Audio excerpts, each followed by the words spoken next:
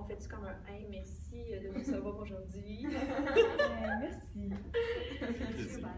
Fait que, pour commencer, Oui. parle-nous de toi, en général. Qui es-tu?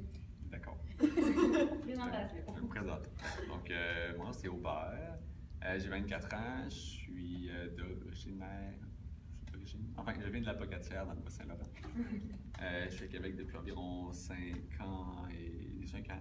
Je suis venu à Québec pour le cégep. J'ai un parcours un peu non linéaire. J'ai fait mes sciences humaines en 3 ans. Pourquoi en 3 ans? Je vais revenir tantôt. Donc en 3 ans, j'ai fait ensuite un certificat en psychologie à l'Université Laval. Donc, je recommence. Sciences humaines en 3 ans, une année à la Pocatière, 2 années à Québec. Ensuite, un certificat en psychologie. Ensuite, une année en intervention sportive, ici à l'Université Laval. Et là, je suis en 2e année du baccalauréat en orientation, avec l'intention de finir ce baccalauréat-là et de faire la maîtrise en orientation aussi, pour être membre de l'ordre, etc. et pouvoir pratiquer dans le domaine. C'est ça pour le scolaire et le personnel, disons. Qu'est-ce que tu aimes faire dans la vie? Qu'est-ce que tu aimes? Comment tu te décrirais, genre, en général? Qu'est-ce que j'aime faire? Ben, je m'implique vraiment beaucoup. J'ai toujours eu beaucoup de parascolaire, ça a beaucoup varié dans ma vie. Au début, c'était beaucoup des sports. Là, je fais un peu moins de sport, c'est vraiment plus récréatif, disons. Par contre, je fais beaucoup d'implications étudiantes. Je suis dans l'ASSO depuis 2 ans, dans 2 postes différents. L'année passée, j'étais socio. Cette année, je suis externe, donc je m'occupe des liens là, avec l'ACADE, entre autres. C'est toi qui vas aux rencontres d'Académie? Ouais, les caucus. Les 7 heures, c'était le fun. Oui, effectivement. Le battu le record, on peut pas. D'ailleurs, là, c'était. Non, c'était pas moi. C'était pas tout. Mais ouais, c'est le reste des assos, souvent, on a des échos, parce qu'il faut se vider le cœur en sortant de là. Ça arrive. Bref, je m'implique vraiment beaucoup. Puis là, encore là, je m'implique dans les talk shows de la rentrée. J'étais dans l'entourage pour donner un coup de main, ou la soirée même, la soirée. Il y a aussi les jeux interfacultaires qui arrivent, que je suis un peu dans l'organisation. Ça occupe vraiment beaucoup de monde. Tu as parlé de sport. Quel sport que tu pratiquais ou tu pratiques encore comme loisir? Je vais faire une espèce d'historique. Mettons secondaire, je faisais. Ben là, j'étais en salle. Donc, ça vous intéresse, là. Le moment charnière, c'est que j'avais 16 ans, c'est là que j'étais en fauteuil roulant. Puis là, avant, là, après, on peut dire ça comme ça. Avant, mettons, j'étais beaucoup football, judo. Vraiment beaucoup, là. J'étais capitaine de mon équipe de foot, j'étais 5e au Québec en judo. Mais mettons, je faisais de la planche à neige puis du ski, là, plus loin que ma mémoire va. Pareil pour la natation, mais mes parents m'ont un peu lancé dans l'eau assez jeune. Fait que là, j'étais sauveteur en natation, hein. Mais il y avait beaucoup d'eau. Je me suis dans le fond. C'est une façon de parler aussi. Non, j'avais compris. Il y a des disques, il y a des plus subtils que ça.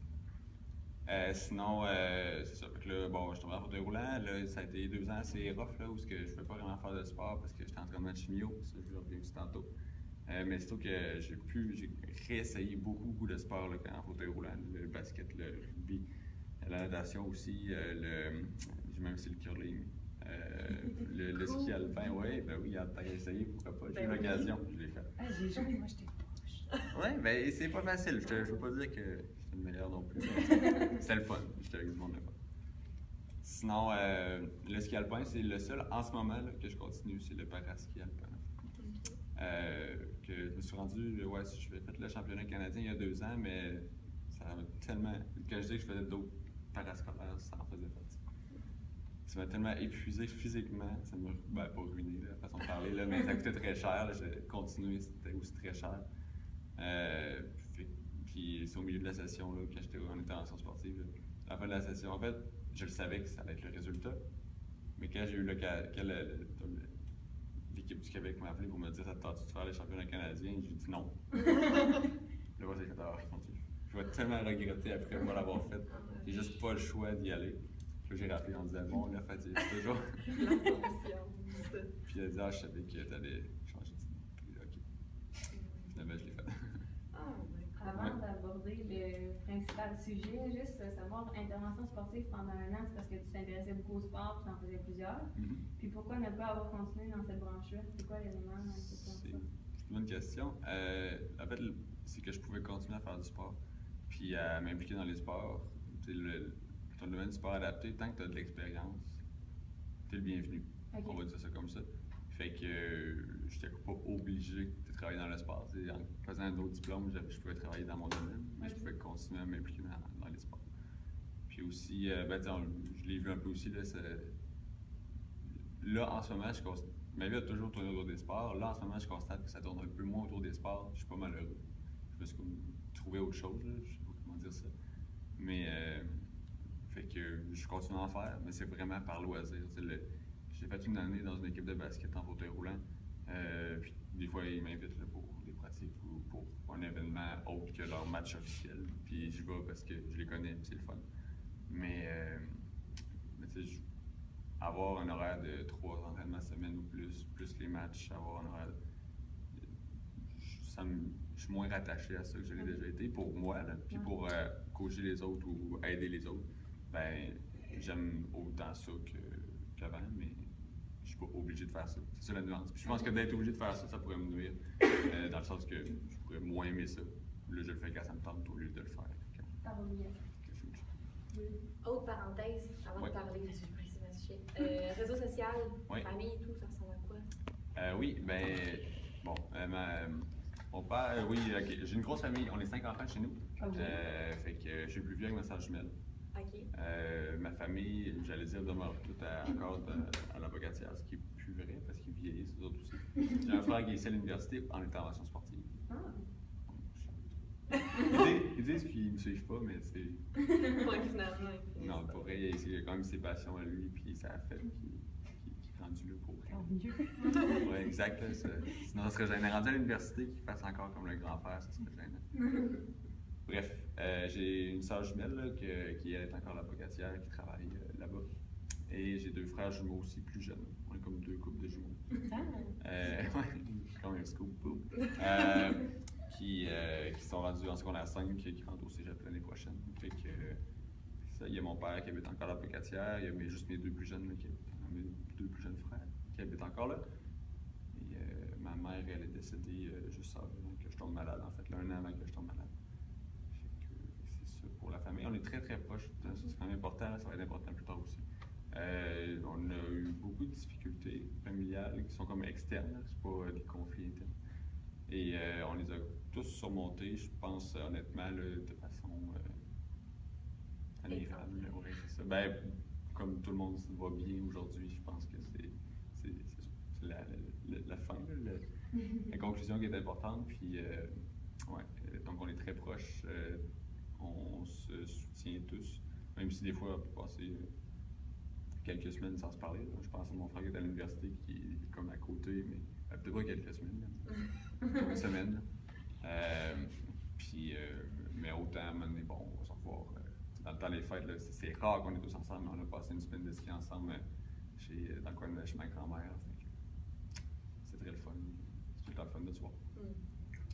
Génial. Autre chose à ajouter? Sinon, qu'est-ce qui est arrivé? Bang! C'est correct. J'aime ça que c'est clair. Qu'est-ce qui est arrivé? OK, quand j'avais 15 ans et 11 mois presque, on m'a diagnostiqué d'une leucémie lymphoblastique aiguë à cellule T. Donc, c'est un cancer du sang. Pour être très clair, encore une fois. Donc, cancer du sang, oui. Donc, pour ce genre de traitement, j'étais encore en pédiatrie. J'étais un enfant, même si plus tard, ça va être important. Même si j'étais de dimension adulte, j'avais un cancer d'enfant. Parce que ça, j'avais 15 ans, j'étais ado quand même. Fait que ça fait. Comment ça commence tout ça finalement? C'est. Tu sais, on se rappelle, là, j'étais sauveteur en natation, là, je travaillais dans cette période-là. À un moment donné, mon père voyait que je filais pas, je filais pas. À un moment donné, je sortais à Pelo, je rentre en dedans, puis je voyais des picots noirs. Moi, je trouvais ça drôle, lui. Je trouvais ça un peu inquiétant, j'étais fatigué. J'avais fait le championnat. Les Jeux du Québec à Gaspé à ce moment-là en judo. Je me rappelle, aujourd'hui je sais pourquoi, mais à ce temps-là je ne savais pas pourquoi. J'étais tellement fatigué, j'étais resté entre mes combats, je restais couché, puis J'étais très en forme physiquement. Puis là, après les combats de 4 minutes, c'est normal d'être fatigué, mais là, j'étais complètement crevé. Pour savoir ce qui se passe. Fait que là, bon, mon père commençait à s'inquiéter. Lui, il partait 2 semaines avec la famille, le reste de la famille en voyage. Puis moi, je restais tout seul chez nous. Puis, je suis quand même relativement jeune pour rester 2 semaines tout seul. Mais surtout que je lui ai dit, bon, on va aller faire des prises de sang, juste pour être sûr. Bon, ok, papa, on va faire les prises de sang. Je retourne travailler. Le soir, il vient me chercher à job. Puis d'habitude, il ne vient pas me chercher. Je suis en vélo. Puis là, il vient me chercher à job. Il me dit, bon, pour ce soir, en fait, on ne savait pas encore c'est quoi. Là. Pour ce soir, ils veulent regarder à l'hôpital. Il y a des trucs inquiétants. Puis demain, on va aller faire des tests à Québec. Bon, j'appelle l'hôpital. J'appelle ma boss. Je dis, bon, il faut que mon papa veut que j'aille à Québec à l'hôpital. Puis là, je reviens demain, là, c'est correct. Puis là, finalement, non, le lendemain, j'étais à Québec, là, ils ont diagnostiqué une leucémie. Puis là, il ne retourne pas à la brigadière. Ça, là, c'est le début de 2 ans de traitement qui commence et les 28 premiers jours, tu es hospitalisé automatiquement. Dès le lendemain, tu as été après des prises de sang tout de suite? C'est assez clair, là, en fait, c'est que, donc, pour donner des chiffres, là, en ce moment, on a tous 4-5 000 globules blancs par cc, d'un type précis de globules blancs, par millilitre de sang. Quand tu as une grosse infection, tu peux taper le 9 000, 18 000, 12 000 dans les cas extrêmes. Là, j'étais à 97 000 globules blancs. C'est pour ça que j'étais fatigué, c'est que les autres, ils bouffent pour 97 000 globules blancs. Mais ils sont pas efficaces. C'est comme des ados. C'est comme ça qu'ils me l'ont présenté, en tout cas. C'est qu'ils ne défendent pas ton corps, mais ils bouffent quand même pour beaucoup. C'est pour ça que tu es fatigué. C'est pour ça que j'avais des gros bleus. À un moment donné, j'avais fait une espèce d'hématome immense sur la cuisse en glissant à Valcartier. Puis c'est pas normal, je me change le soir, puis là, je vois une grosse bosse bleue. Je dis, OK, c'est quoi ça? C'est juste avant de me faire diagnostiquer. Fait que là, là ça commence. Là, par exemple, là, c'est dès le lendemain, en fait, mettons le vendredi, le jeudi, je sais pas ce que j'ai, je fais les premières prises de sang. Le lendemain, le vendredi, je suis à Québec. Et le samedi, il commence la chimiothérapie. Pas de préavis dans ce temps-là? Non, mais la nouvelle en tant que telle, c'est de dire tu as une leucémie ouverte, c'est-tu le docteur qui a rendu avec tes parents? Oui, mon père était là. Le docteur vient, dit bon, on s'assoit. Donc, oui, tu as une leucémie. Là, moi, au début, même le terme leucémie, je savais c'était quoi, là, on en avait déjà parlé, mais même sur le coup, je fais bon, OK, ça a un lien avec le sang, mais je savais même plus que c'était un cancer. Bon, c'est un cancer. Bon. Puis ma mère est décédée moins d'1 an avant d'un cancer, puis là, dans la famille, c'est comme pas positif. De base, là, mais à ce moment-là, c'est encore moins positif d'avoir un cancer. C'est fragile. Oui, même si. Mais je te dirais que, il n'y a comme pas eu de diffusion de larmes ou peu importe. Moi, ça a été très rapidement. OK, qu'est-ce qu'on fait avec ça? J'ai du football qui commence dans 2 mois. Là. Mais c'était l'été? Oui, c'est au début de l'été. Fait que. Puis d'ailleurs, ça a été presque comme ça que ça a été présenté, dans le sens qu'un enfant qui a une leucémie, le premier mois est rough. Le reste des 2 ans est relativement difficile dans le sens que tu as des périodes plus creuses, tu manques des journées d'école, c'est ça, mais tu vas à l'école, tu fais tes sports pareil. Ils t'installent un pack là, qui est comme une petite boîte qui est reliée à ton. Pas la horte, mais. Oui, à la horte. Oui, à la horte. Non. La crosse? Ouais, la veine cave supérieure. Bref. Fait que ils t'expliquent comment ils vont faire une espèce de protection avec des sangs pour le protéger quand tu fais des sports. Puis ils disaient le football, on va voir. Ça voulait dire non. Mais c'est à cause du contact, c'était même pas à cause de physiquement. C'est le contact qu'eux autres n'aimaient pas. Judo, ça devait être la même chose. Judo, c'était la même chose, mais judo, moi je savais que tu peux continuer à le faire, mais pas compétitif.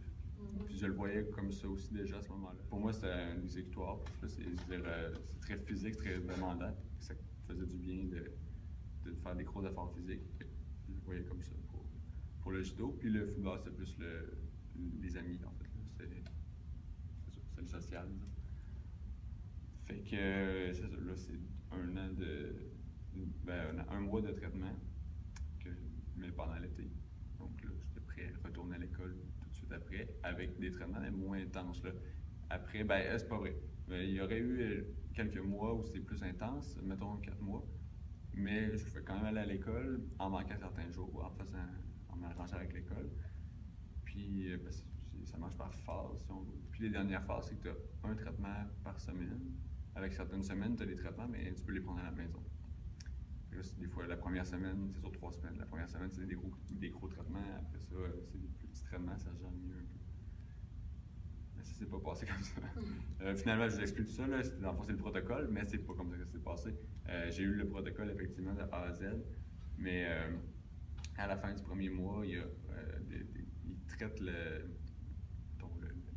système nerveux pas central, périphérique. Ça fait qu'il y a des ponctions lombaires, entre autres, il envoie des traitements chimiques dans le liquide céphalorachidien. Il y a aussi des traitements de radiothérapie. Puis il envoie des très grosses doses de certains médicaments qui rejoignent ce milieu-là. Normalement, bon, à un moment donné, il y a 4 ponctions lombaires qui se font dans cette période-là où il envoie aussi la chimio à la 3e. Parce que normalement, le système la toxicité diminue dans chaque traitement. Dans mon cas, elle n'a pas assez diminué. Donc, ça a complètement brûlé la moelle. C'est là le punch. Ça a complètement brûlé la moelle au niveau, dans le dos, en fait. Bon, aujourd'hui, c'est C7, pas C7, D7, D8. Donc, dans le bas du dos. D7, D8. C'est quand même assez haut. Oui, c'est ça. J'ai pas d'abdos, mettons, pour vous donner une idée. Ceci dit, bon, là, je vais faire un autre couple, c'est que le moteur est un peu plus haut que le sensitif. Ah, that's right. Le moteur est un petit peu plus haut que le sensitif, donc j'ai pas d'abdos. Mais sensitif, ça descend un peu plus bas, là, je sens mon ventre. Il y a comme une zone, par contre, où c'est un peu plus flou. Mais aussi, à ce moment-là, la lésion, ça a comme fait enfler la moelle. Ça a monté très très haut. J'ai une atteinte jusqu'à C3. Là, à ce moment-là, je n'étais même plus capable d'ouvrir, c'est pas partie complète, là, mais je n'étais plus capable d'ouvrir une bouteille d'eau. Je n'étais plus capable de. On n'a jamais eu à me nourrir, moi-même, je suis plus capable d'écrire. On n'a jamais eu à me nourrir, mais j'étais plus capable de couper certains aliments un peu plus durs à couper. Fait que j'étais très très. Ça, c'est autre que le premier mois de traitement, j'ai perdu 75% de ma masse musculaire à cause de la chimio. Ça, c'est assez commun, même si pour moi, ça frappait plus. Parce que quand tu es plus grand, tu as plus de chimio, c'est proportionnel. Mais tu n'as pas moins d'effets secondaires parce que tu es plus grand. Tu as quand même plus d'effets secondaires parce que tu as plus de chimio. Puis là, je suis comme très grand. Très beau. C'est pas drôle. Ben non, c'est pas drôle. Ben moi aussi, j'en ris, là. Ben j'en ris. En fait, quand je le compte, c'est bizarre, mais je me détache, un peu comme si je racontais autre chose. Mais je vous dis, là, sur un coup, c'était pas facile. Bon. Mais, ça, comme je disais dès le début, je voyais comme OK, qu'est-ce que je fais pour continuer mes activités? J'ai même fait mes 3-4 premières journées d'école, mais dans ça, je n'étais évidemment pas en fauteuil roulant. C'était juste avant la phase 2 de traitement qui a comme finalement mal fini. Fait que là, je tombais en fauteuil roulant au début du mois de septembre. Oui, parce que c'était quelques semaines après la fête de 16 ans. Puis là, bon, les docteurs, OK, qu'est-ce qui se passe? Pendant 2-3 jours, ils ont complètement arrêté tous les traitements en disant on ne sait pas qu'est-ce qui cause le problème, fait qu'on va tout arrêter en disant on va essayer de trouver le problème. Même ça a pris 3 mois avant que ça soit officiel, que ça soit permanent. Comme symptôme, parce qu'ils ne savaient pas exactement c'était quoi. Même à un moment donné, j'avais une salle d'opération, ça c'est très anecdotique, là, j'avais une salle d'opération à l'Enfant Jésus prête pour me retirer une tumeur dans le bas de la moelle en m'envoyant faire pas des diarrhèmes, pas de pleurs, la grosse machine qui tourne, qui fait beaucoup de bruit. Ouais, genre, mais c'est pas une échographie. Les 4 scans, tu rentres dans la grosse machine. C'est un IRM. Ouais, IRM, mais ok, IRM. Image à résonance magnétique. Ouais, ok. Ouais, la résonance magnétique, ça a l'allure aussi. Ça sonne intelligent. Ben oui, puis aussi parce que ça me rappelle vaguement quelque chose. Ça fait quand même longtemps. Ça fait 8-9 ans. Ouais. Fait que c'est ça. Mais là, finalement, si j'arrive de ce scan-là, il y a le brancardier dans le corridor pour m'amener à l'hôpital. Il vient dans la chambre et il dit ben non, c'est pas ça. OK. C'est quoi ça? Mais bon, fait que là, ils ont commencé les traitements de chimio. Ils ont dit c'est beau, c'est soit la radiothérapie, soit sur les injections, ils ont fait ça. Fait qu'on arrête pas la radio, soit la radio, sur les injections. Fait qu'on arrête les deux. Mais c'est pas vrai, ils n'arrêtaient pas les ponctions, mais ils arrêtaient le médicament qu'ils suspectaient de. OK. Fait que finalement, la radiothérapie, de toute façon, c'était sur 2 semaines. Fait qu'il me manquait, mettons, 2 doses. Là, ils appellent ça des doses aussi, avant d'arrêter. Fait qu'ils ont juste dit, bon, on cancelle la suite. Là, mettons, s'il y avait eu à faire de la job, elle est faite. La job qu'il y a eu à faire est faite. Fait que là, tout ça, ensemble, là, on s'entend aussi, la ligne de lésion montait pendant ce temps-là, il était inquiet. Parce qu'un peu plus haut que ça, il a fallu qu'il me branche sur un respirateur, probablement, puis des trucs pas nice. Là. Encore plus pas nice. Là, bon, pour ça, ça a pris jusqu'à 3 mois. Après ça a continué, ça a commencé à descendre très, très, très lentement. Mais j'étais en traitement de chimio. Puis là, ça a donné que je faisais des infections et tout. Le fait que je ne pouvais pas marcher, ça faisait aussi que physiquement, je me levais moins, en tout cas. Fait que je me levais la moitié en fauteuil. D'accord. Ça faisait que j'étais plus propice à attraper tout ce qui passait. J'avais des traitements de chimio un peu plus gros. Je tombais souvent neutropénique, c'est-à-dire aucun système immunitaire. J'ai fait des infections pour des niaiseries, là, des bactéries qu'on retrouve naturellement à la surface de la peau qui rentraient dans le sang. J'ai forcé 2 semaines au soin intensif. Donc là, mettons, j'ai eu 3 hospitalisations de plus de 3 mois, une de 104 jours. J'ai passé 60... 104 jours? Ouais, À l'hôpital? c'est la plus longue. Ouais. Attends, j'ai passé 69 jours sans boire ni manger. Pas une goutte. Pas... Parce que t'étais parce que mon pancréas... Oui, exact. Parce que mon pancréas a flanché. Trop de chimio, pas trop, mais à un moment donné, si je connais un gars, c'est son foie qui flanche. Lui, il ne peut plus boire une goutte d'alcool jusqu'à la fin de sa vie. Comme s'il avait été alcoolique toute sa vie, c'était comme une grosse cirrhose. Okay. Mais moi, c'est le pancréas. Là, ce qu'ils ont fait, c'est qu'ils m'ont opéré d'urgence à un moment donné. Là, ils m'ont emmené là-bas. C'est anecdotique encore une fois. Enfin, je sors de l'hôpital. Les infirmières, c'est quasiment une cérémonie. Là. Ils me connaissent tous, là, ils connaissent mon numéro 12 supérieur, ils sont tous contents d'avoir partir. Bon, je m'en vais faire une nuit à la pocatière. Le lendemain soir, je rentre d'urgence à l'hôpital. J'ai un kyste qui est éclaté dans le ventre. Il m'a mis à l'hôpital. Le pancréas qui est en train de pourrir, littéralement. Ils m'ont enlevé les 2 tiers, mais le corps est bien fait, on peut vivre avec 10% du pancréas. Fait que j'en ai quasiment 20%. Ouais. Quasiment 20% de trop, là, finalement. Fait que je peux fonctionner parfaitement aujourd'hui, mais j'ai quand même été opéré d'urgence dans la nuit pour faire enlever le pancréas. Une partie du pancréas. Fait que là, bon, ben ça a fait. Ça, j'avais commencé à pas manger avant. En tout cas, il fallait que ça guérisse. Puis, j'ai pas pu manger pendant très, très, très longtemps. Anecdotique encore une fois. Savez-vous, après.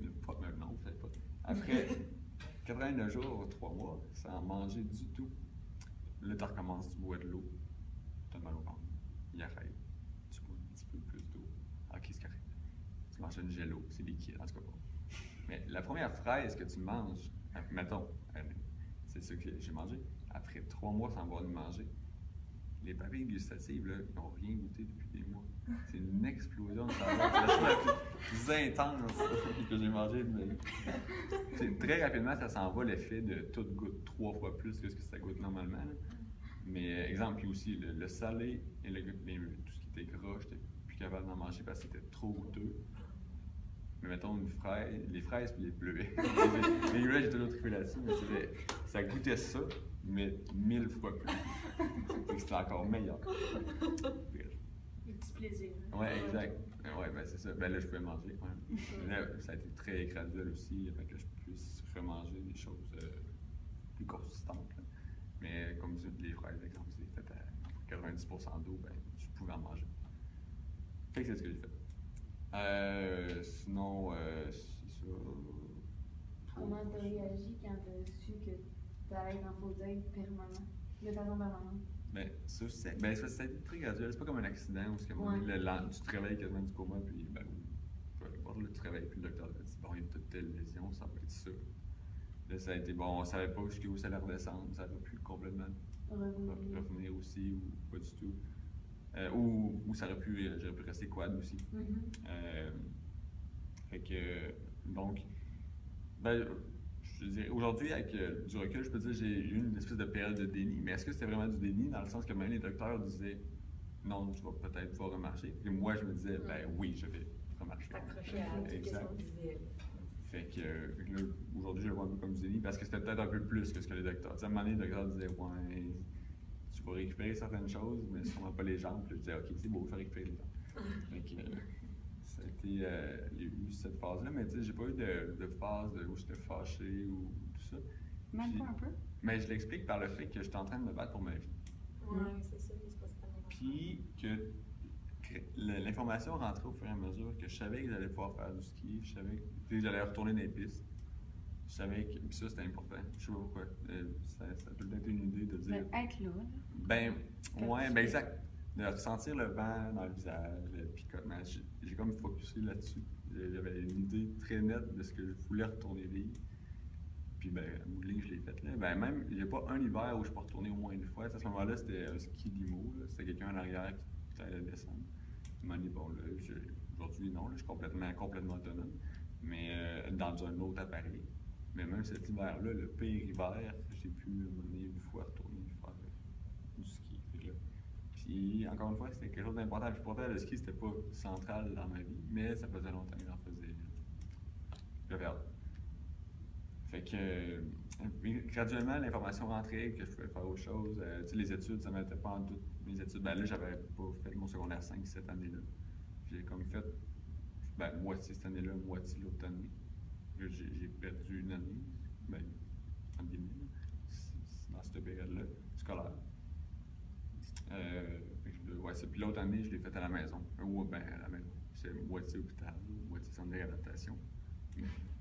Pas à l'école. Ouais. Fait que là, j'ai commencé le centre de réadaptation, mettons en janvier de cette année-là. Fait que janvier dans le fond, t'es 16 ans. Ouais. À l'école, pas à l'école. Aussi. C'est ça. Ben, les deux vont comme un peu ensemble. J'ai recommencé la réadaptation en même temps que l'école. Non, c'est pas vrai. Ben, la réadaptation avant, puis l'école pas longtemps après. Ouais. Mais la réadaptation, ça a été le bordel. T'étais-tu motivé? Tu sais, c'était comme quoi? Oui, parce que moi, je le voyais comme du sport. Ouais, j'avais c'est hâte ça, d'en faire c'est du ça. sport. C'est pas comme du sport. Mais j'avais hâte. Mais en même temps, bon, parce que je connais le processus pour s'améliorer. Puis vraiment, là, je le voyais vraiment comme une espèce de défi de dire enfin, je peux faire autre chose que l'hôpital. Puis je me disais, tu sais, je le voyais comme un entraînement physique. C'est-à-dire que je sais que c'est long avant d'avoir un gain. Puis eux, ils sont pas nécessairement habitués d'avoir quelqu'un qui a fait du sport à 8 ans. Autant. Les thérapeutes. Les thérapeutes. Fait que là, il m'expliquait, mettons, c'est normal. Puis là, il m'expliquait des symptômes. Puis je dis, ouais, tu parles d'être traqué, là. Oui, ok. Puis là, je dis, oui, ok, c'est beau, ça se peut que ça arrive. Mais je m'y attends, là. C'est correct.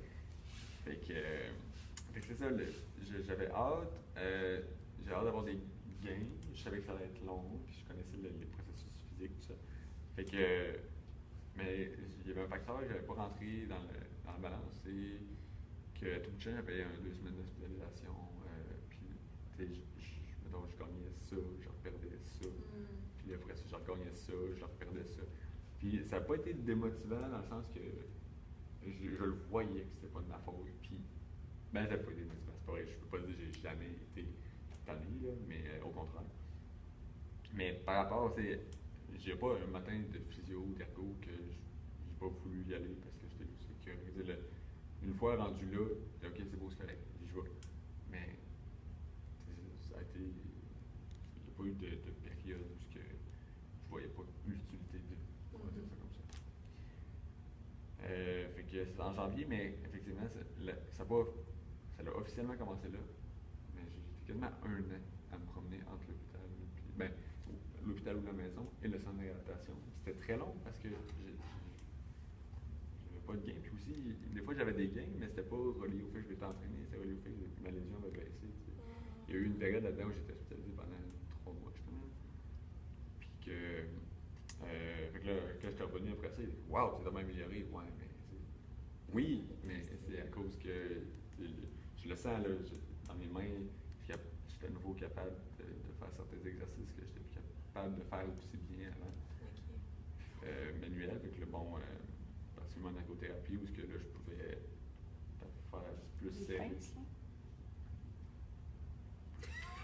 que peut-être qu'ils vont vouloir le puis qu'ils ont le droit de l'avoir. Ouais. Comme ils n'ont pas les frais. Donc, il y a certains exercices que je pouvais faire, que je ne pouvais pas faire avant, mais en fait, c'est juste que ça ouvrait plus de champs d'entraînement. Je pouvais dire, bon, maintenant, je peux faire tel exercice pour m'améliorer, mais avant, je ne pouvais pas le faire, parce que je n'étais pas rendu. J'avais ni la force ni la capacité de le faire. Bon. Puis, aussi, c'était extrêmement long, là, je vous le dis, là, avant que extrêmement long. Plusieurs mois, 8, 9 mois quasiment, avant que je commence à retrouver une certaine autonomie. Les transferts, ça a pris quasiment 1 an. Donc, prendre sa douche tout seul, ça a pris plusieurs mois. Puis ça, j'avoue que c'est pas facile. Puis estime, là, côté estime de toi, ça, c'est dur ou c'est... Oui, mais en perspective, c'est-à-dire que j'étais extrêmement bien entouré. Mon père était très, très présent. Au début, un peu comme moi, je me suis dit, je vais pouvoir retourner à l'école tout seul. Lui, il a dit, au lieu de prendre 5 jours semaine, je vais prendre une charge réduite, etc. Mais juste avec lui, il est prof aussi au collégial. Mais je savais que la session commence, il dit non, c'est beau, je prends une année sans ça. Même pas sans ça. Ouais, il prend sans seul. Il y a aussi mon parrain qui est incroyable, dans le sens mon parrain qui est le frère de ma mère. Quand ma mère est tombée malade, lui était au Laos. Il travaillait là. Lui, c'est le genre de personne qui est puis il a travaillé où ce qu'il peut. Où ce qu'il peut. Il était guide d'écotourisme, à un moment donné, quand moi je tombais malade, il était professeur de ski à Whistler, en Grande-Bretagne. Quand ma mère est tombée malade, 72 heures plus tard, il était dans sa chambre d'hôpital, puis il était de la famille. Okay. Quand je suis tombé malade, 48 heures plus tard, il était dans ma chambre d'hôpital pour être prêt à aider la famille. C'est ce genre de personne. Mais il était très présent, et puis mes frères et soeurs étaient très compréhensifs, ils étaient plus jeunes que moi. Mais ils étaient très gentils, je ne sais pas comment le dire, mais ils étaient très compréhensifs. Le reste de la famille aussi. Cette espèce d'entourage-là, ça fait que tu peux en encaisser beaucoup. Je considère que je leur suis très redevable. Je connais leur réponse aujourd'hui parce que j'en ai déjà parlé. C'est que les autres disent, bon, mon attitude a joué pour beaucoup là-dedans. C'est mon attitude causée par vous. Fait qu'à un moment donné, c'est le contraire d'un cercle vicieux, là. C'est un cercle positif où que tout le monde va vers le même objectif. Puis finalement, ça a bien été. Fait que, oui, c'est très difficile. Je ne sais pas comment tu l'as dit, là. Mais c'est juste des fois, tu sais, on peut... l'estime. Ouais. Oui, l'estime, par rapport au fait que, ouais. Oui, mais non, je sais pas. C'est particulier, c'est que, même si aujourd'hui je retombais dans ce pattern-là, ce serait vraiment plus difficile que là, à ce moment-là. Puis pourquoi, je ne sais pas. Peut-être parce que j'ai comme reconnu être capable de, mais... Peut-être l'âge, des fois. L'âge, peut-être. Mais, tu sais, 15-16 ans, d'habitude, t'as pas envie. Ouais. Mais ça dépend comment le type de personne que t'es aussi. Ouais. Tu sais, t'es-tu une personne qui est quand même beaucoup indépendante, qui aime ça faire ses affaires puis tout, ou... oui, mais... Ou comment t'étais? Je vais comparer à, mettons, Chantal Petitclerc. J'ai comme lu un peu ou des dernières. Plus spécifiquement sur Chantal Petitclerc, j'avais vu une conférence qui a parlé de elle quand elle tombe en fauteuil roulant. Je ne sais pas si vous connaissez un peu son histoire, là. Bref, elle a été du jour au lendemain. Mais elle, tout de suite après elle, à ce moment-là, c'est comme fait stabiliser la colonne. Mais dès le lendemain, elle se réveillait avant ses thérapeutes pour être capable de transférer. Bon. Moi, j'avais pas la force physique. En fait, pour moi, j'étais à terre. J'étais pas capable de me redresser tout seul dans le lit. J'étais pas capable de tourner tout seul dans le lit. Fait, c'est comme si j'avais pas le choix à cette étape-là, contrairement à elle, de dire, OK, c'est beau, en ce moment. C'est ça. Je fais pas rien. C'est comme ça ou rien. Exact. Fait, puis aussi parce que je continuais en même temps, l'imagination n'était pas là. J'imaginais faire l'amélioration, puis voir où est-ce que je pouvais aller après. Puis l'autre affaire aussi qui est quand même assez importante, dans ça là, j'étais encore avec ma copine du secondaire. Je suis plus, mais à ce moment-là, oui. Puis quand même, tu sais, je vais le présenter présenter comme je le présentais. Là, je l'ai présenté après, j'étais 7 ans et 8 ans avec elle. Fait que ça fait pas si. C'est à l'université que ça finit avec elle. OK. Puis, bon, elle, quand j'ai commencé à sortir avec elle, on avait 14 ans, bon, je suis capitaine de l'équipe de foot, etc. Là, je suis quasiment dire quad dans un lit d'hôpital, puis on est restés ensemble. Fait que, tu sais, c'est quand même fort comme lien, puis c'est quand même important comme lien. Puis je sais pas que j'aurais pas pu m'en tirer sans ça, mais ça a été un facteur important à ce moment-là, dans toute la réadaptation aussi après. Là. Fait que ouais, ça faisait partie de l'entourage finalement qui était fort. C'est comme ça. Puis les amis aussi qui, eux, il y a une certaine distance qui s'est créée dans le sens que je leur parlais plus toujours aussi souvent, mais quand je leur parlais, c'est toujours aussi fort. Ils sont venus quelques fois me voir à Québec. Les fois que j'allais à la Pocatière, ils venaient souvent me voir à ma maison qui était proche de notre école secondaire, puis des lieux qu'on voyait souvent, qu'on allait souvent. Et les amis aussi, ça a été très important, l'entourage. Puis, ouais. Fait que là, comme je disais, oui, c'était difficile, mais à ce moment-là, je le voyais pas comme ça. Il y a une grosse différence entre faire un résumé d'une période de temps puis au jour le jour. Non, j'imagine. C'était même pas le même sentiment heure par heure. Mais pour vous montrer une espèce de mise en contexte, puis je le vois pas comme une espèce d'orgueil ou je sais pas quoi. Je suis pas le genre à beaucoup pleurer dans la vie. Je parle beaucoup pour dire comme je me sens, peu importe. Mais pas à pleurer nécessairement ou à laisser aller, puis je tenais une espèce de cahier où ce que j'écrivais, des fois je pouvais passer, en une journée je pouvais écrire 3 pages, puis des fois je pouvais passer 3 semaines sans rien écrire, mais ça dépendait comment je filais, puis aussi si la période où je ne pouvais pas écrire n'a pas duré plus qu'un mois, là, fait que c'est pas si pire que ça, entre guillemets. Mais je sais, en regardant les stats après, j'ai pleuré 13 fois dans cette période-là. Puis, cette 13 fois où, en sachant le contexte, je me dis, OK, ouais, je me donne le droit. Dans cette période-là, tu penses? Les 2 ans et quelques de leucémie. OK. Ouais. Fait que ça n'a pas été une perte d'identité, tu sais. Pas tant que ça. Je te dirais que l'identité a changé, mais quasiment après. OK. Parce qu'à un moment donné, j'ai dit, bon, c'est beau, j'ai plus les mêmes intérêts tout à fait. Puis là, je suis capable de dire aujourd'hui, peut-être que ça se serait fait naturellement, sans avoir été en fauteuil roulant, parce que tu changes, tes intérêts changent, ton entourage change. Aujourd'hui, je sais qu'il y a probablement des amis que je vous verrais moins juste parce qu'eux sont partis faire autre chose ailleurs. Puis effectivement, je vois moins, mais je les aurais de toute façon moins vus. Bon, ton entourage change. Mais bon, mettons avant, après. Bon, juste avant de tomber en fauteuil roulant, mettons ma dernière idée qui avait pas pris, j'avais comme changé. Je voulais devenir sauveteur pour la garde côtière canadienne. Est-ce que je suis sauveteur? Non. Mais est-ce que je serais devenu? Pas nécessairement. Mais la relation là, m'a toujours aidé. Et pourquoi je voulais faire ça? C'était pour aider les gens. Est-ce que j'aurais fité dans un milieu comme ça? Peut-être pas. Donc, mais je serais peut-être allé dans un milieu comme intervenant à un moment donné. Fait que ça se ressemble peut-être un peu sur le fond, même si c'est pas la même chose. Il est plus mince que celui que j'avais avant. OK. Mais si moi j'avais un restaurant, j'en achèterais un petit peu plus mince encore. Juste parce que, effectivement, il est vraiment pas large, c'est correct, mais il est quand même plus large que le possible. Ça arrive des fois, il arrive à une place, c'est un petit peu trop large, puis c'est frustrant. C'est tant. C'est ça. Mais ce fauteuil-là, j'ai été chanceux.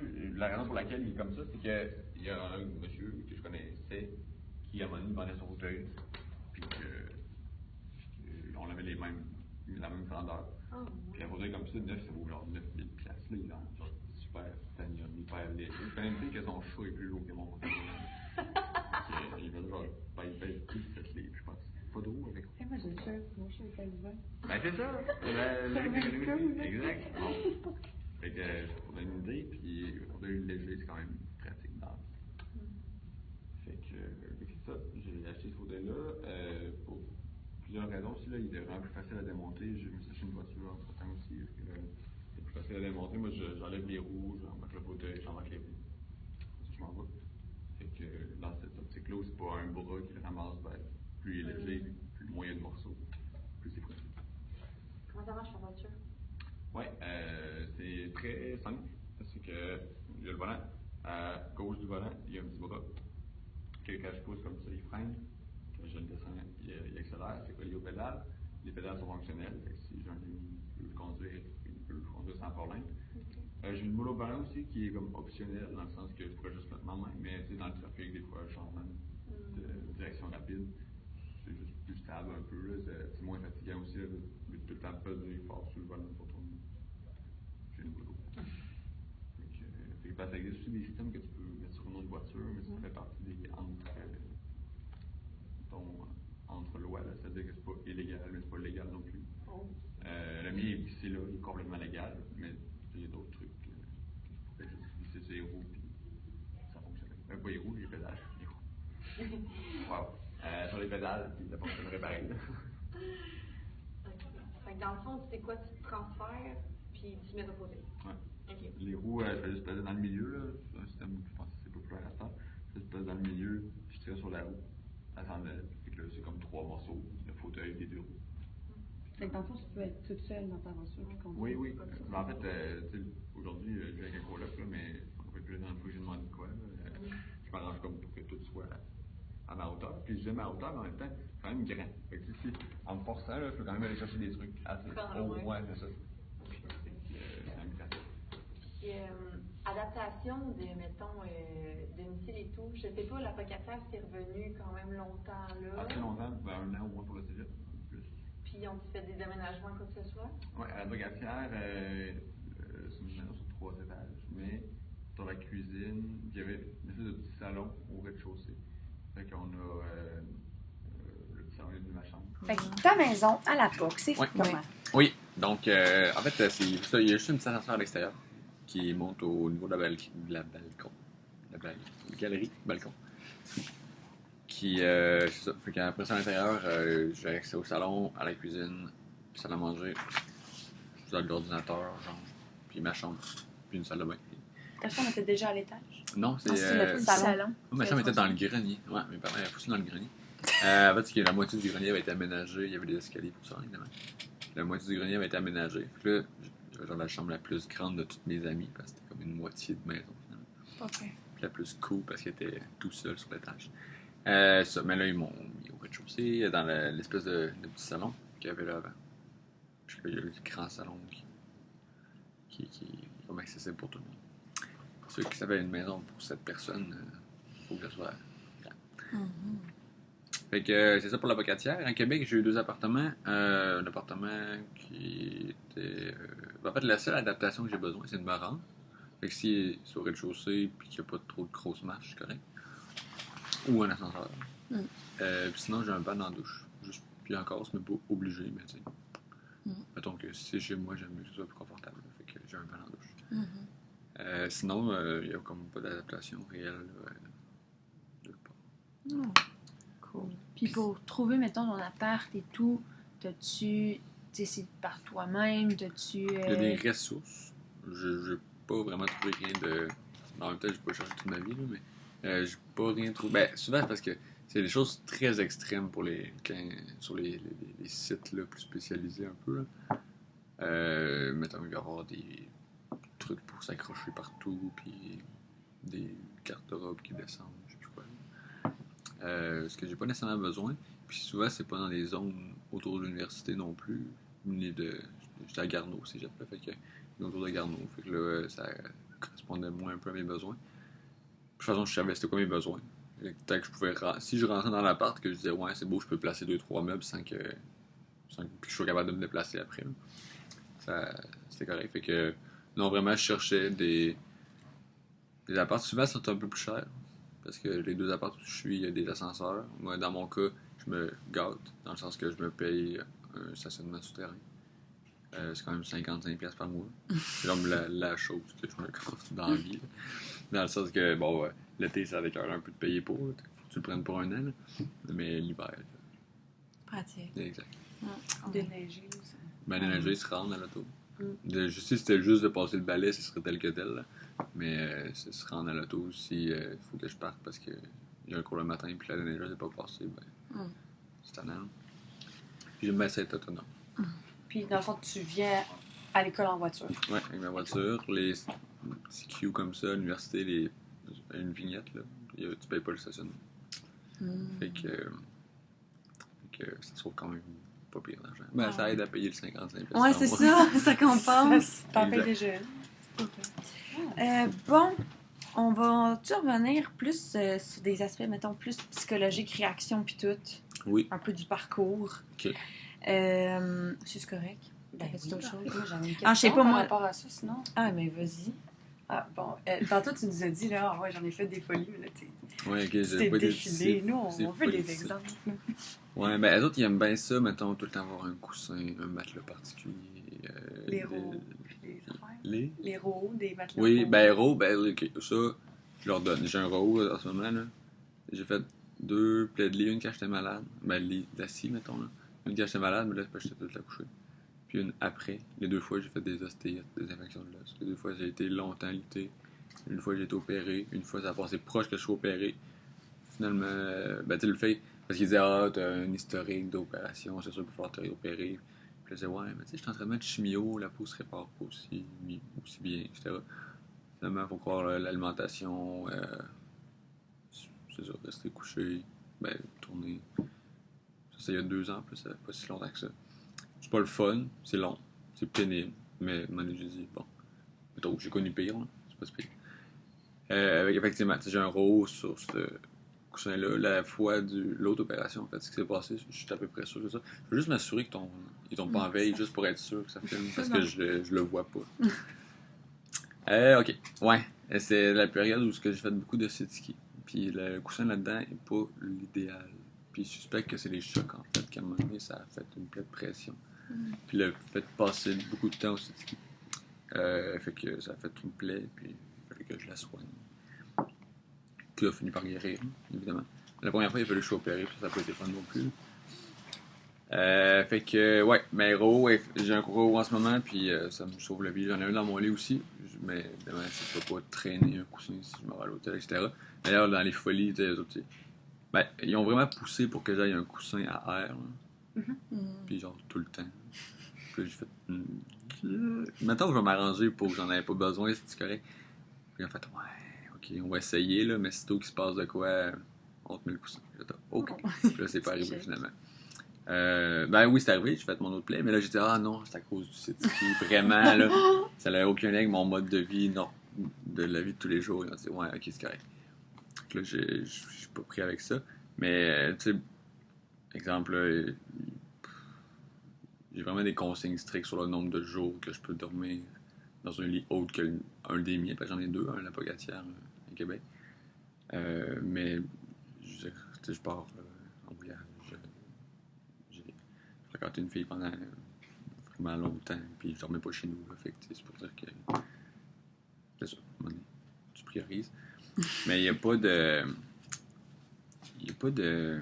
Tu sais, je me suis pas garoché à terre. Là. Je sais pas si c'était ça la question. Non, t'es pas tombé dans le côté sombre de la drogue et de l'alcool. Ah, mon Dieu, non. Tu sais, tu voyais ça par folie? Ben. Non, mais il n'y a pas vraiment de mauvaise question. Ben, en tout cas, je trouve ça drôle. Pas rebellé, mettons. Non, ok. Pas autant que du monde que je connais. Ok, je comprends ton sens de question. Pas autant, mettons. Dans quelle proportion? Ah, plus, ok. Ben, non, vraiment, je suis pas. Ok. Je suis pas tombé dans les. Dans l'enfer de la drogue. En fait, j'ai toujours été un peu opposé à tout ça de base. On va dire ça comme ça. Puis, bon, le fait que je faisais beaucoup de sport avant, j'ai toujours été contrôlé, anyway. Puis, mais là, je le suis pas, là, mais je suis comme pas obligé non plus. Puis, sinon, ben, comment dire, tu sais, ça m'a jamais attiré. Même quand j'étais malade, j'ai eu des hautes doses de morphine pendant longtemps.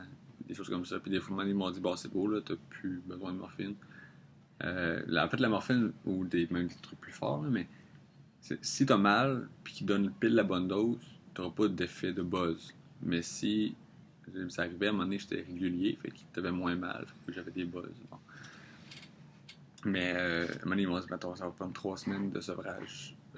Puis là, mais j'étais tellement con foncièrement, après une semaine, j'en avais plus besoin. J'avais plus de symptômes de sevrage parce que je faisais juste pas en demander. Puis là, des fois, oui, ça faisait un peu plus mal, mais ça me dérangeait pas. Ben, ça me dérangeait pas. Les valeurs, c'est correct. plus important. Mais pas tant, c'est que j'ai pas besoin de ça. Puis, il faut comprendre, il n'y a pas de drogue que t'as un high seulement. T'as tout le temps un down ou, je sais pas, là. Puis, il y a tout le temps un après aussi. La seule autre drogue que j'ai faite, là, c'est Spot, là, je vous le dis. Oh là! Ah là là. Mais ça, j'aimerais rester accroché parce que il y a tout le temps le après qui est le down, puis c'est tout le temps la dernière chose que je me souviens. C'est même pas à cause des valeurs tant que ça, c'est juste de dire que Le high, ça me pas le feeling. down. Exact. Ouais. Puis il y a d'autres choses. Là. Le down, il est vraiment pas le fun. Puis là, il est pas si fun. Pendant tout ça, là, mettons leucémie et tout, et paralysie et tout, etc., là, t'as-tu comme des phases plus dépressives? Là, on parlait de la drogue un peu des extrêmes, là, mais des phases plus dépressives, je sais pas, comme te renfermer sur toi-même ou des affaires de même? Ben, je vais y aller sous 2 aspects. Mettons, vraiment momentanément, là, des moments là, que en ce moment, ça va vraiment pas bien dans ma vie. Là. Genre, ça fait 3 jours que t'as pas dormi, t'es aux soins intensifs, t'es branché de partout, t'as un masque qui pousse de l'air, t'es pas rendu intubé. Je parle moi, 3e personne. J'étais pas encore rendu intubé, mais c'était l'étape juste avant. Okay. Là, ça faisait mettons, une vingtaine de jours, mes traitements chimiques étaient commencés à ce moment-là. Ça faisait 2 fois que j'allais aux soins intensifs, une fois pour une septicémie. Mais à ce moment-là, c'est la première fois que j'ai pleuré, là, mais j'ai éclaté. Il était rendu genre 3h du matin. Je viens d'avoir un. C'est la seule fois aussi que j'ai fait des hallucinations à cause de l'accumulation de fatigue, de tout. Je voyais Bambi qui sautait dans ma chambre. Ça, c'était pas si pire, mais après ça, là, tout le monde qui rentrait dans ma chambre, puis c'était du monde imaginé, là, il me voulait du mal. Je marchais encore à ce moment-là, c'est vrai. Okay. Parce que je m'étais levé. Puis j'étais branché là, j'avais une canule, une intraveineuse. Canule, c'est dans l'artère. J'avais tout arraché. L'infirmière essayait de me rasseoir, mais là, je l'ai revue après. L'infirmière était plus petite que moi, pas mal. Là. Bref, une chance, elle, c'était la seule personne qui me voulait pas du mal dans la pièce. Bref.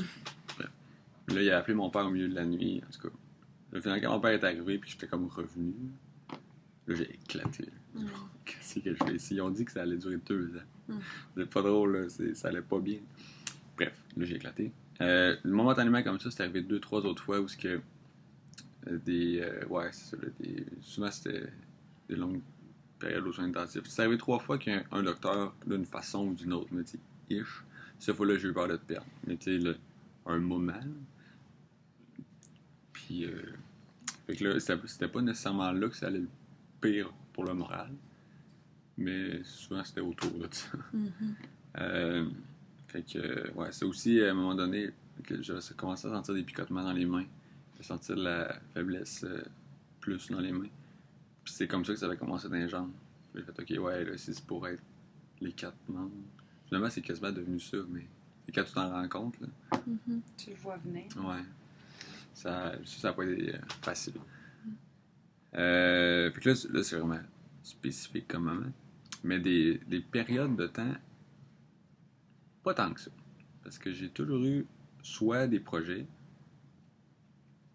mais c'est même pas vrai. Pas toujours des projets. Oui, les projets, oui.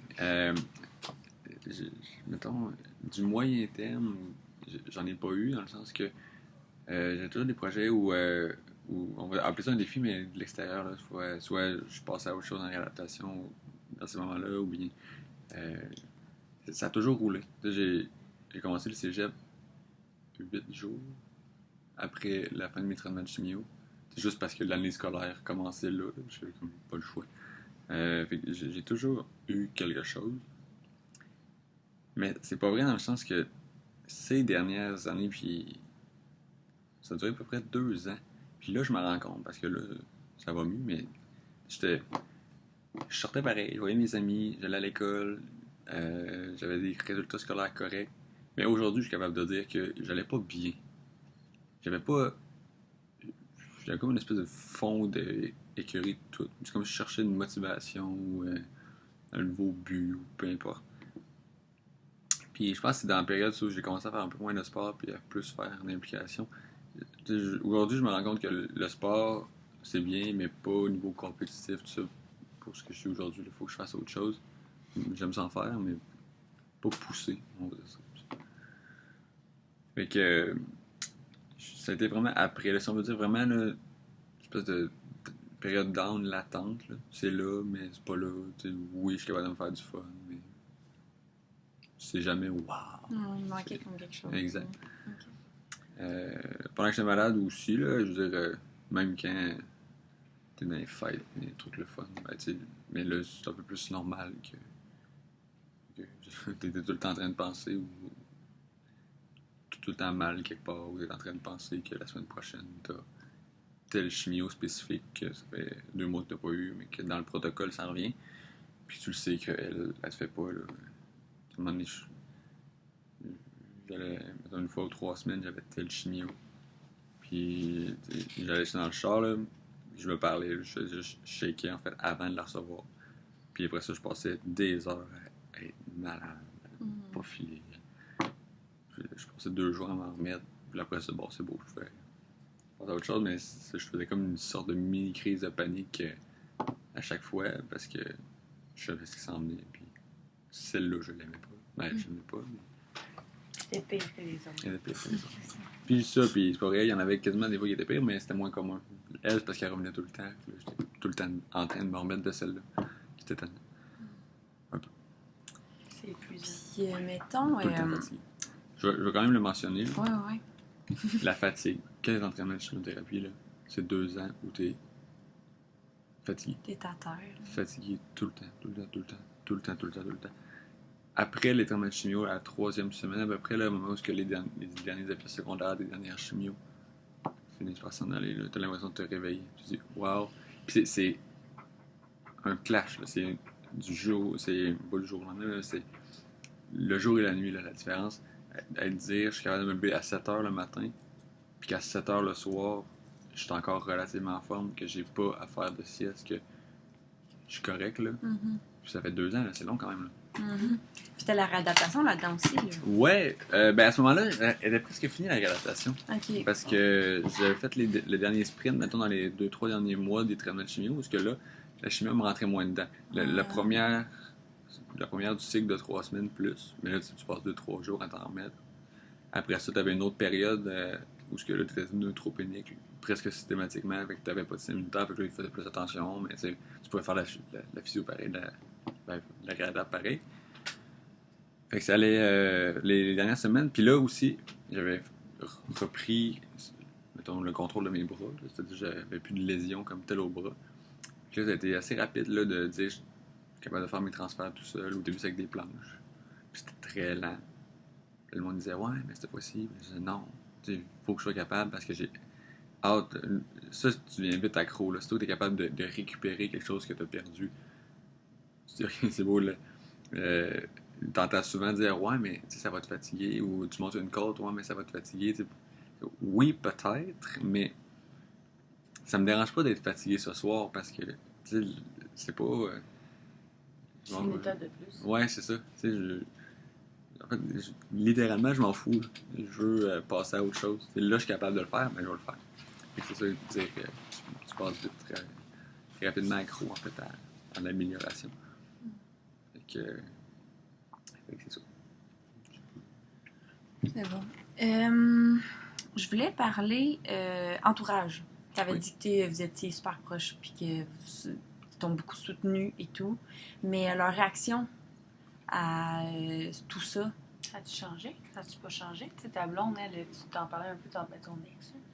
T'as dit, elle sortait avec un capitaine de l'équipe de foot. Puis là, après ça, ben là, tu étais hyper fatigué tout le temps. T'sais, la dynamique change un peu. Ben aussi, parce que, bon... dérangé l'image.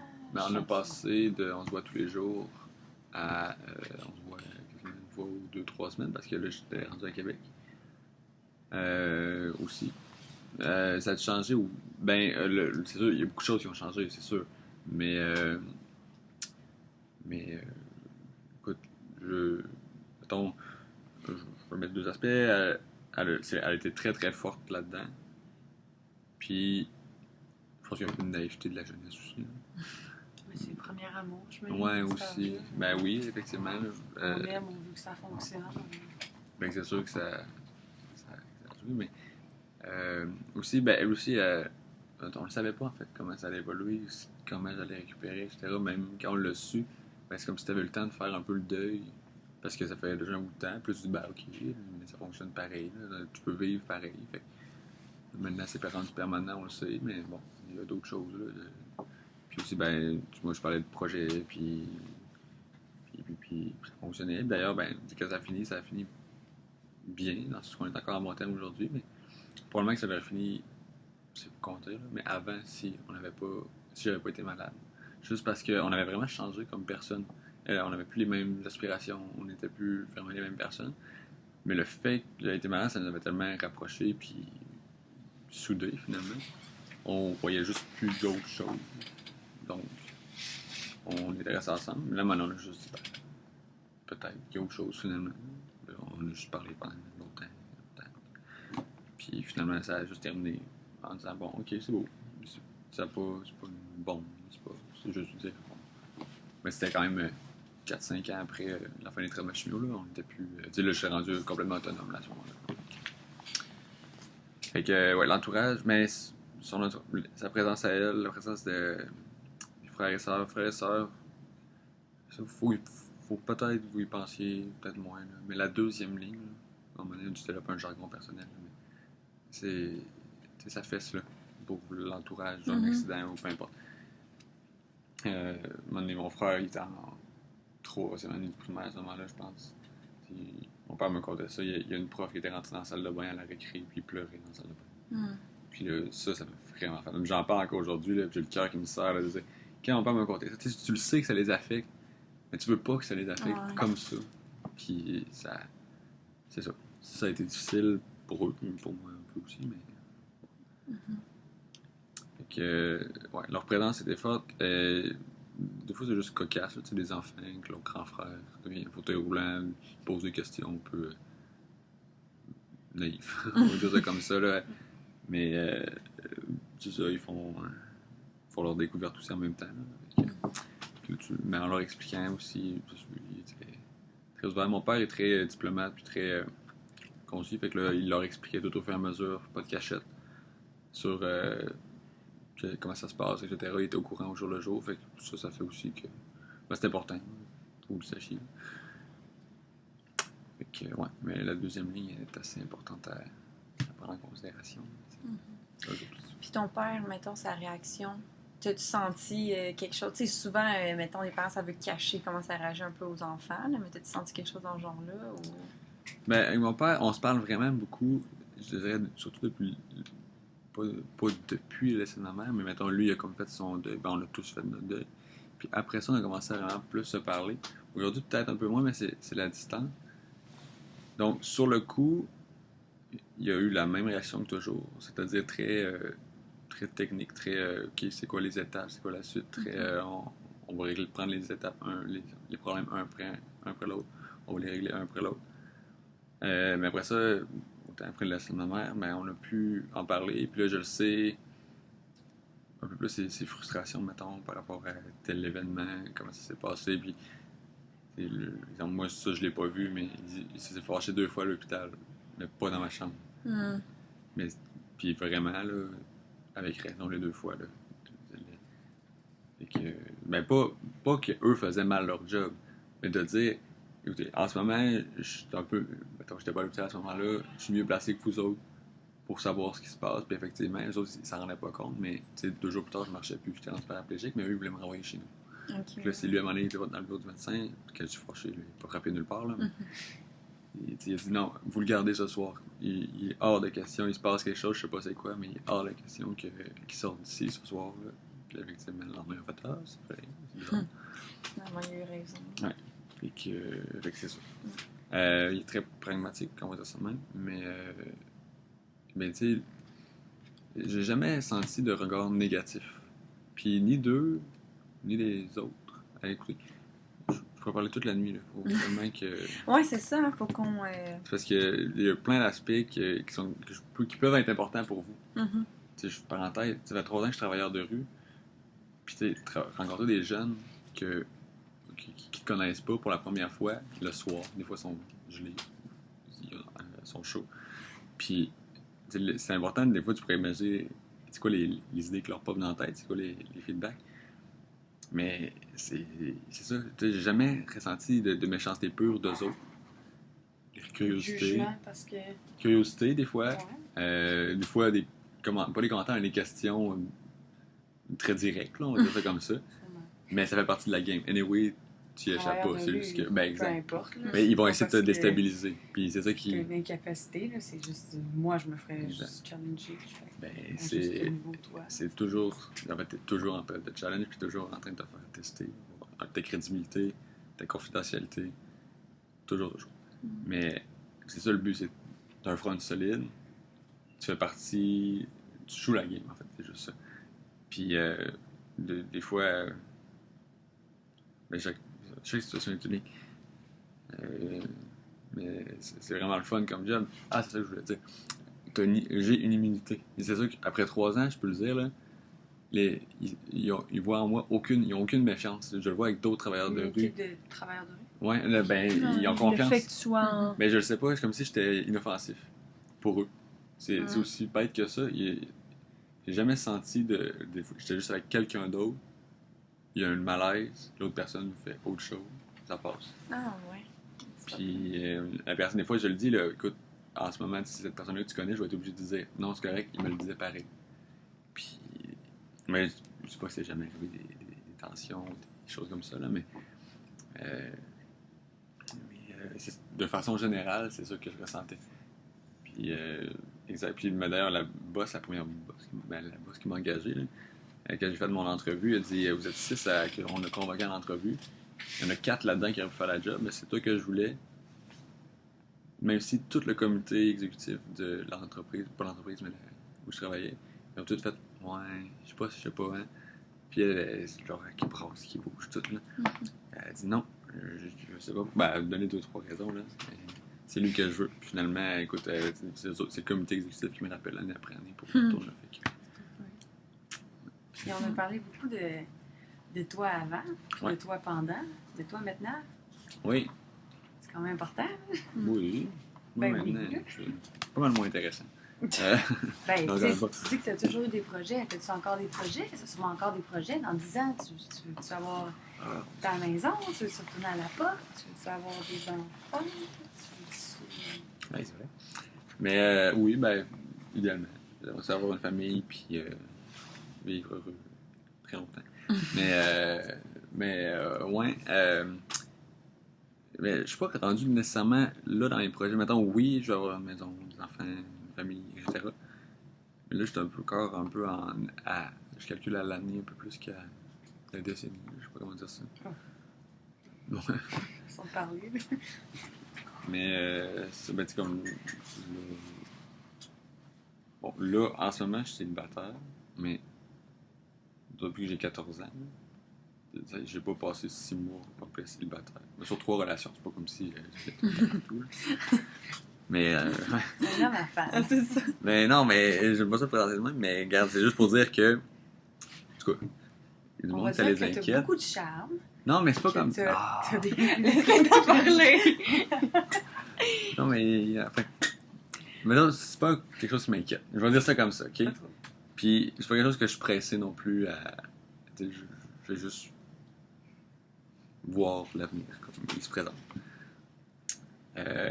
Mais des projets à court terme, j'en ai vraiment beaucoup. Mais c'est ça, là. C'est comme il faut que je fasse une maîtrise. Mais là, en fait, c'est les jeux d'orientation, comme on disait tantôt. Là, je me fais des amis à Montréal puis à Sherbrooke.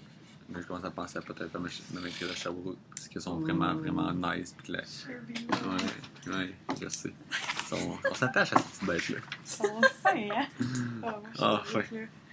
Mais là, il y a d'autres projets aussi. Je m'implique beaucoup. Là, il y a des rumeurs de monde qui disent que l'année prochaine, je vais peut-être être en Cadol. Mais ça, il me reste encore du temps pour y penser. Fait que ça, c'est 1 an. Hein? Les caucus. Non, l'exec. Un peu plus que le caucus. Mais c'est juste Fait que ouais. Mais ça ferait que je finirais à l'université à 28 ans, mettons, c'est le projet-là. Là, t'as quel âge? 24. 24, ok. Ouais, au tout début, je pense. J'ai 24. Fait qu'il me resterait 1 an de bac, 2 ans de maîtrise, puis 1 an de projet quelconque. Fait que limite au jour le jour. Là. Limite au jour le jour, vraiment. Puis en ce moment, ça me convient. Projet de maîtrise, t'as-tu des idées, des branches qui t'intéressent plus? L'orientation, j'ai pas vraiment le choix de. Si je veux être membre de l'ordre, il y a quand même beaucoup d'activités protégées pour une orientation. Parce que on a comme le préjugé. D'orienteur scolaire. Orienteur qui n'est même pas un terme qui existe. C'est conseiller d'orientation. Donc, moi, c'est le domaine l'organisationnel qui m'intéresse, donc plus travailler avec les entreprises, etc. Mais il y a beaucoup de choses que je peux faire, ou même peut-être devenir psychothérapeute, pas psychologue, psychothérapeute. Mais pour ça, il faut la maîtrise, il faut être membre de l'ordre. C'est en orientation, là, c'est conseiller d'orientation. Avec le bac, tu peux pas faire grand-chose, autre que être technicien. Ben, tu peux informer les gens, mais tu peux pas faire passer des tests, tu peux pas faire d'entrevues individuelles. Okay. La maîtrise, elle vient avec. C'est comme pas la même chose. Aviez-vous d'autres points que vous vouliez soulever? Dans le fond, ça s'est fait progressif, le fait que tu aies appris ta condition. Mais il y a vraiment pas eu de moment où tu t'es dit... y a-tu un moment où tu t'es dit c'est comme ça, ou au contraire, pourquoi moi? D'acceptation. Je me suis posé plus ces questions-là vraiment quand ça allait pas bien, mais par rapport à la leucémie. Puis c'est un peu pour ça que, mettons, l'acceptation du fait d'être en fauteuil roulant, ça, on va le dire, mettre en guillemets, ça s'est vraiment bien fait parce que ça a été graduel. J'ai été très bien informé rapidement. Je savais ce que je pouvais faire, j'ai eu mis le projet rapidement. Mais aussi parce qu'il y avait comme tout le background de leucéminaire là, de ça. Qui faisait que, comme il fallait que je règle ça, je me compliquais pas trop la vie par rapport au fauteuil roulant pour l'instant. C'est comme un effet secondaire. C'est vraiment moins pire que la maladie, si je peux gérer. Exact. Parce que c'est comme si, au moment où la maladie finissait, j'étais déjà, mettons, à 95% autonome. J'avais pas de tour encore avec des choses comme ça, mais... Fait que tout finissait en même temps, à peu près. Puis je pouvais revivre ma vie. C'est pas comme si... J'avais plus de RIADAP, le RIADAP venait juste de finir officiellement. J'avais encore 2-3 suivis, mais c'est pas pire que pour son médecin de famille. Là. Fait que ça a vraiment pas été si lourd que ça. Vraiment, le fauteuil roulant, l'acceptation, c'est... Mais je dis ça, puis tu sais, je dis pas un moment donné, un soir, ça n'a pas été facile, là, mais c'était un moindre mal, on va dire ça comme ça. Là, c'est quand même des émotions fortes, là, on va dire ça comme ça. Fait que, ouais, ça a été graduel. Good. Mitch? Moi, je trouve ça tellement intéressant. Ah oui, pendant c'est encore une heure. Ouais. C'est sûr. Puis, ouais, il y a plein d'affaires aussi que j'ai même pas abordées, mais souvent c'est anecdotique. Mais moi, j'ai une question, par exemple. Ouais. Tu sais, mettons, là, tu as tellement été hospitalisé. Tu sais, tu te fais des amis à l'hôpital. Puis. Ouais, c'est vrai ça. Mais continue le jour exactement où tu t'en vas. Mais comme, tu sais, dans le fond, tu fais un réseau un peu qui peut plus comprendre ce que tu es capable de vivre. Ça, c'est-tu facilitant ou c'est plus inquiétant? Parce que là, en plus d'avoir, tu sais, comme ton propre mal, c'est pas ton propre mal, mais c'est ton propre défi, là, tu veux en plus que tes amis, tu sais, des fois, t'en perds, là. Ouais, je vais juste la question tourne un peu du fait de... est-ce que c'est difficile, on va dire, ou est-ce que tu privilégies les amitiés avec du monde en fauteuil roulant ou pas? Ça va dans cette direction-là? Ah non, ben j'imagine peut-être que ça vous fait ça en commun, mais t'as pas l'air de quelqu'un qui s'attarde non, effectivement. à ces genres de différences-là. Effectivement. Ben, en fait, oui, ça aurait été ma réponse, effectivement. Mais sinon, à l'hôpital, j'étais dans un hôpital pour enfants. Il y avait beaucoup de très, très jeunes enfants. Okay. C'est au CHUL, en fait. J'étais au CHUL. Ce qui fait que il y avait un gars en fait qui avait mon âge, qui avait la même maladie que moi, qui a été diagnostiqué comme 3 mois avant. Ah, il y en avait un autre, mais lui, il finissait quand moi je commençais. Je suis encore en contact, mais il habite en Colombie-Britannique. Fait que, tu sais, on se voit comme.